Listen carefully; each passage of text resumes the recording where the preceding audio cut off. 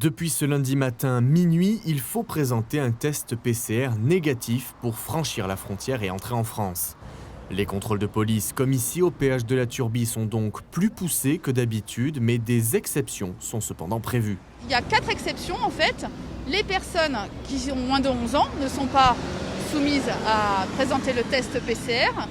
Les travailleurs frontaliers, les transporteurs routiers, ainsi que la notion d'habitants dans le bassin de vie dans un rayon de 30 km.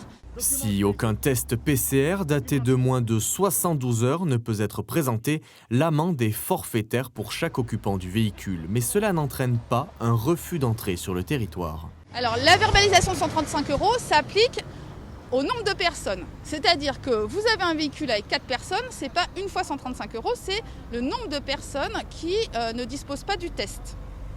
Mais je peux quand même passer, je peux venir en France. Pour le moment, oui, vous pouvez passer avec cette amende, cette verbalisation. Le refus d'entrée à la frontière s'applique aux personnes qui ne détiennent pas les documents nécessaires à l'entrée en France. Par exemple, une personne qui va être dépourvue de son passeport, qui va être dépourvue d'un titre de séjour. Pour ceux qui voudraient se rendre ou revenir en Italie depuis la France, il faudra présenter un test PCR de moins de 48 heures ou bien se soumettre à un isolement de 14 jours. Pour les conducteurs concernés, se procurer un test PCR nécessite de s'organiser en amont, avant de partir. Tout à fait, un test négatif, donc ces personnes peuvent circuler sur le territoire français. Oui, à notre domicile en Italie, nous avons fait le test. Mais c'est difficile parce que pendant le week-end, en Italie, on ne fait pas des tests.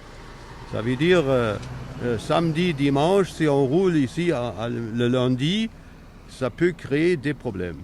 Côté français, les contrôles sont aléatoires malgré les renforts présents. Pour un contrôle systématique, il faudrait davantage de moyens humains, d'après le syndicat SGP Police. Qu'est-ce qu'elle nous dit, la réalité du terrain ? Elle nous dit qu'on ne fait pas avec pléthore d'effectifs, on fait avec ce qu'on a. Et que pour bien faire, au bas mot, s'il fallait faire des contrôles avec des barrages filtrants comme celui que vous voyez là aujourd'hui, de manière H24, il nous faudrait au bas mot 300 effectifs supplémentaires.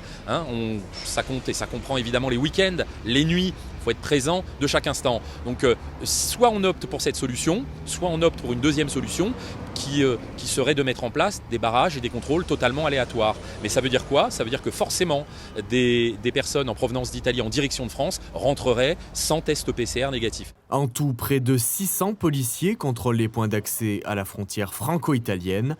Les tests PCR sont donc nécessaires sur les axes routiers mais aussi ferroviaires.